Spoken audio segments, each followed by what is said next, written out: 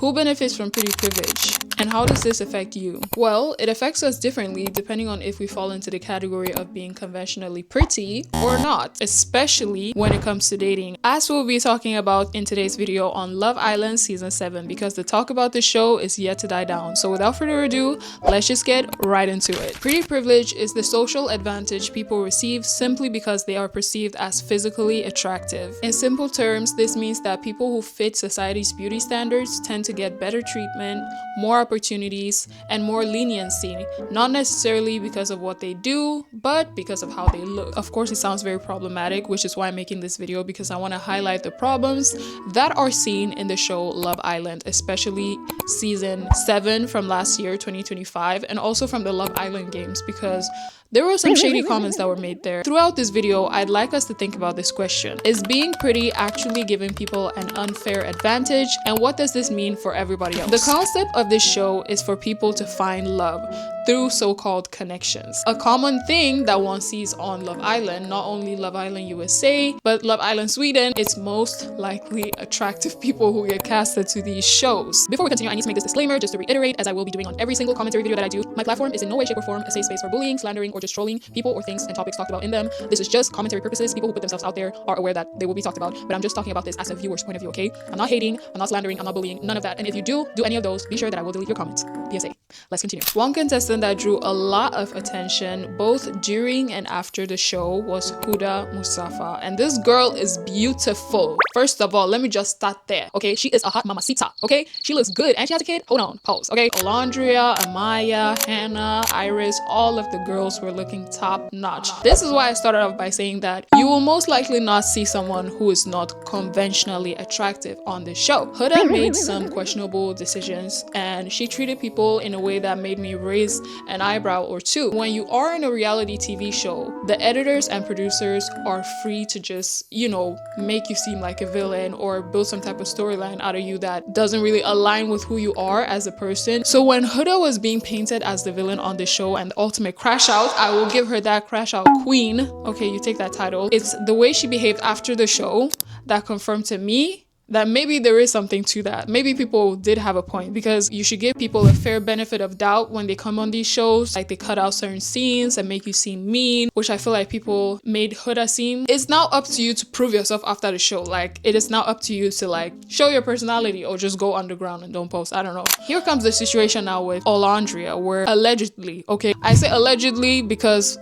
don't quote me, she had said the N-word to Olandria. Hello.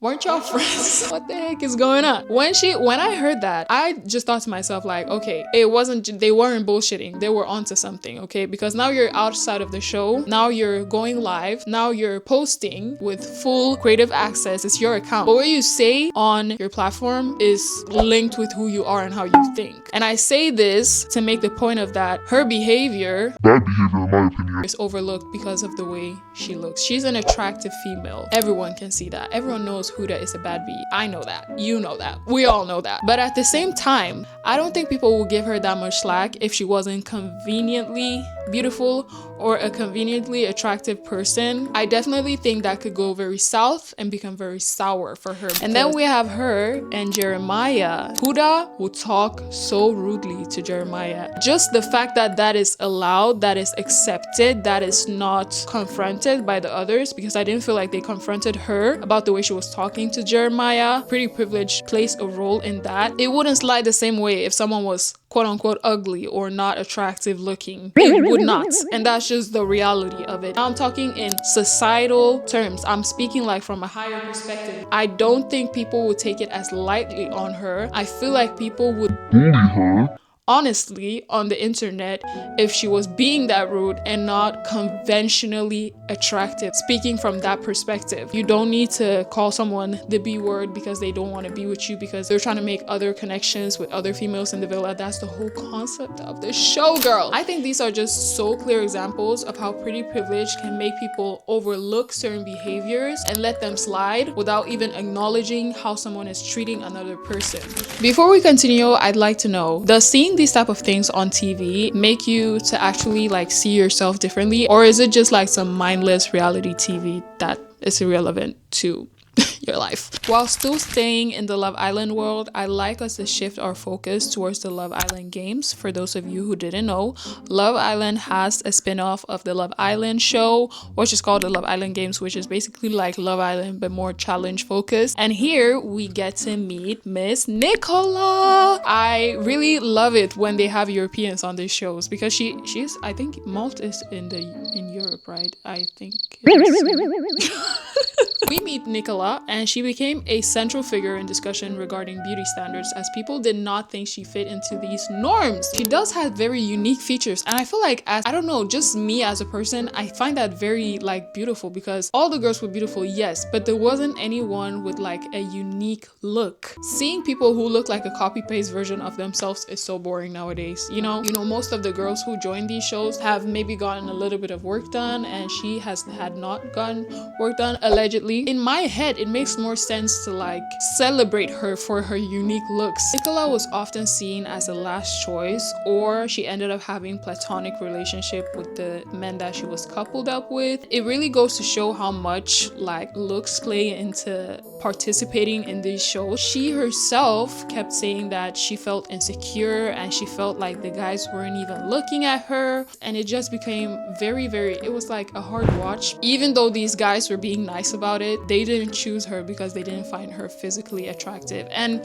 if the shoe fits, it fits. If that's what you're looking for, then that's what you're looking for. But don't come complaining when the personality does not match the looks, because if those two don't go together, you suffer. Contestants like Nicola, who have more natural or unique features, are a pure example of how this expectation can backfire. When the show rewards looks above all else, an example shown with Huda, the way she treats her castmates on and off the show, it really looks like those behaviors are just overseen. And it also sends a message that if your visuals aren't a 10 out of 10, baby, your personality is out the door. You won't even get a chance to show it, okay? This doesn't just affect women, even though that was the perspective I chose to focus on in this video. It also affects men, which perhaps might be the topic I cover in my next video. Stay tuned. But yeah, if you guys enjoyed this video, do make sure to give it a huge thumbs up, subscribe down below, or if you don't agree with me and you have another perspective you'd like to share, because I'd love to debate.